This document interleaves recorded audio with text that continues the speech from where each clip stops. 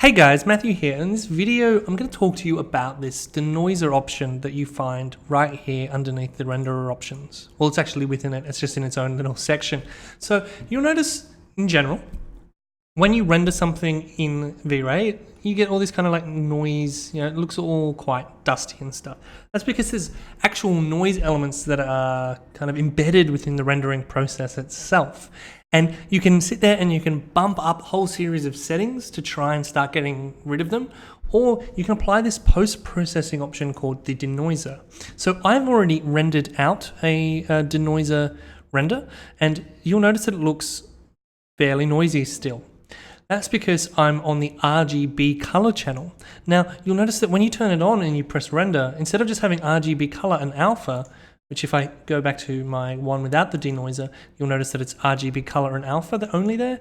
Now I have all these options. And what the algorithm effectively does is it takes this noise level options, and none of this is actually black. It's all slight off black. See the sky here? That's actual black. The rest of it is kind of a mapping of how much noise is in the image.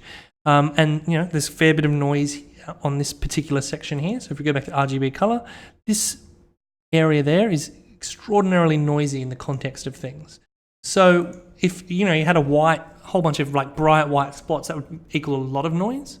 Nevertheless, so what it does is it applies this mask to the RGB color channel in post, and if you go to the denoiser option, you'll notice that you get a far cleaner render out through this process. So that's what the denoiser does. So it allows you to speed up computation by just getting rid of all that static in post rather than having to deal with actual options to get rid of it. And that's pretty much it for it. So it should pretty much always be on if you're doing a pretty basic kind of image, because it allows you to render stuff out far, far faster. That's all for this video, and I'll see you in the next one.